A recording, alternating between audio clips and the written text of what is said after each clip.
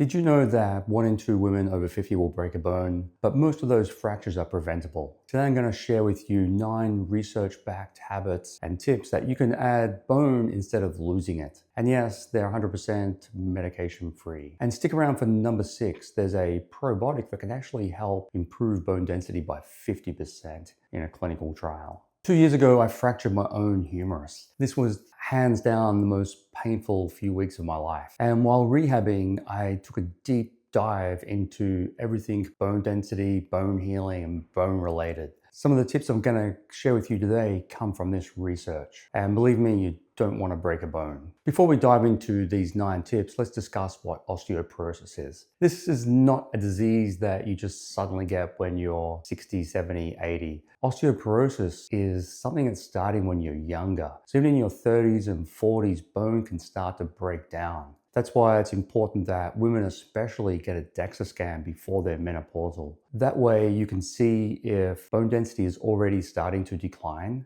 and if it is, you can be more proactive in preventing it. If you have great bone density, keep up the good work. To check your bone density, you need to do a DEXA scan. This will give you a score. It will be a T-score, which is comparing you to the average 20 to 30-year-old, and a Z-score, which is comparing you to somebody your age. And if it's minus 2.5, that's the osteoporosis category.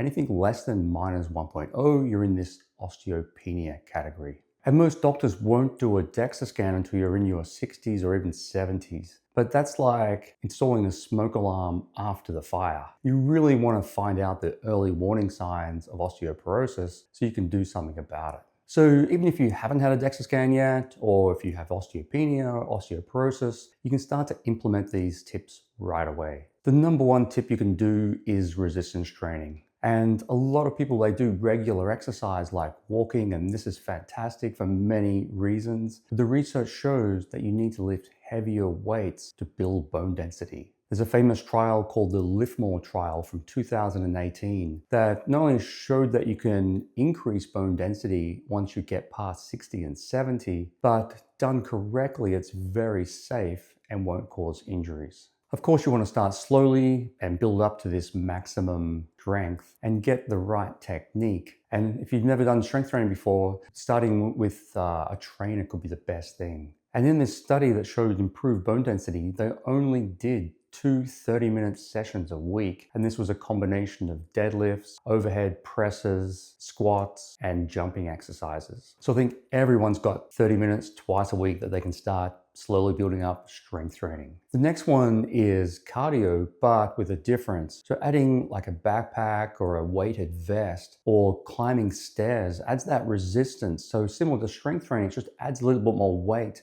That's also been shown to improve bone density. Start small and build up. And if you've never exercised before, maybe even just starting with walking is a good place to start. Tip number 3 is adding in bone building nutrients. I always recommend testing to make sure that you get the right dose, but adding in good quality calcium, although a lot of that can be obtained from your diet, adding in vitamin D, vitamin K2, and magnesium. These are the key minerals that help to make up bone.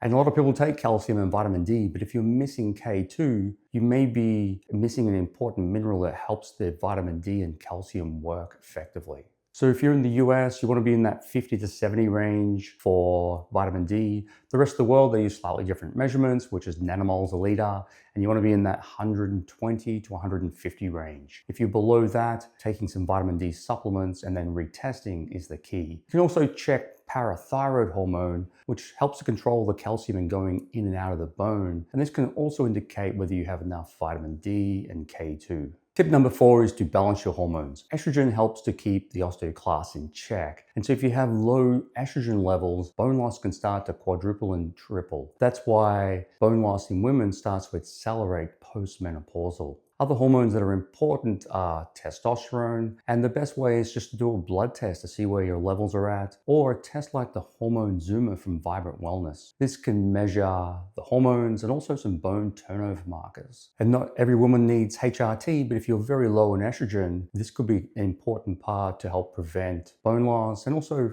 helps with other things like cardiovascular health. Tip number 5 is to optimize your gut health. If you have inflammation, overgrowth of the wrong bacteria, or even lacking the good bacteria, that can affect your absorption of nutrients. If you have low levels of pancreatic enzymes, that's another thing that can affect your absorption of nutrients. There's a famous saying, you are what you eat, but in reality, it's you are what you absorb. So good gut health can improve your nutrient and protein absorption. Consider a test like the Vibrant Wellness Gut Zoomer test, which will measure all of these markers for you.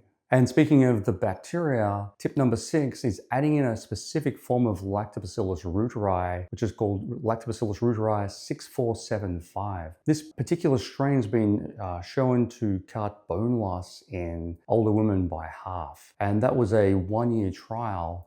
A newer study showed that it really helps some people, but not everybody. And this could come down to some women already had great microbiome, whereas the people with not great gut health probably would have benefited more from this probiotic. Another good reason to test to see what your levels are like. So just like HRT, not everyone needs a supplement with a probiotic. Tip number 7 is making sure you're getting enough protein and also collagen. About 30% of bone is made up from collagen, which acts as like a flexible framework that gives structure to the bone. And minerals like calcium help to give the strength of the bone, but the protein and collagen is also essential. So aim for at least 1.2 grams per kilo of body weight of protein. And if you add some collagen with some vitamin C, that will not only help skin, hair health, joint health, but also improve your bone strength. And of course, you can't just take collagen or protein and expect amazing results. It's going to work better when combined with strength training.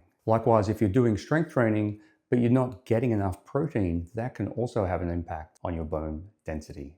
Tip number 8, certain habits can weaken your bones over time. So if you're regularly drinking soda, colas, things like that, having too much salt, too much alcohol, smoking, these all leach nutrients from your bone and raise the risk of fractures. So there's been studies showing that women who drink cola daily have a 14 to 19% increased risk of hip fracture compared to those who don't. You don't need to cut it out 100%, but just make it special treats. Tip number 9 is to master stress and get enough sleep. Sleep quality is often an overlooked factor in bone density, because when you're asleep, this is when your body is in recovery mode and the natural bone building and repair processes are taking place. So if you're having sleeping problems, sleep apnea, disrupted sleep, this can affect your hormones, which then can follow on and affect your bone density. If you don't get enough sleep, you often don't feel like exercising and just have a complete flow-on effect. When we're stressed, our bodies are producing more cortisol,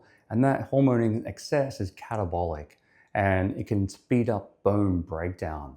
High cortisol inhibits the cells that build bones and activate the cells that break it down. You want cortisol, you just don't want too much or too little. Once again, these can be tested in the hormone Zoomer check, along with the bone density markers and hormone levels. So aim for 7 to 9 hours of sleep, and doing things like exercise, meditation, breathing exercises can help to reduce down your cortisol levels. So improving your bone density is not just about taking vitamin D or calcium supplements or going for a walk every day. All of these are great, but you really need to implement strength training. Optimize your nutrition, optimize your gut health to make sure that you're absorbing nutrients. The best way to do this is to test and not guess. So if you check your hormones, your mineral levels, and your gut markers, and these can all be done in the Vibrant Wellness tests. They have a 3-test package, so you can get all of these tests together. I'll leave a link in the description so you know how to order these tests. If you haven't had a bone density test, a DEXA scan, this is something you can order through your doctor, or there's private clinics who will just pay cash and do a DEXA scan. Have you had a DEXA scan?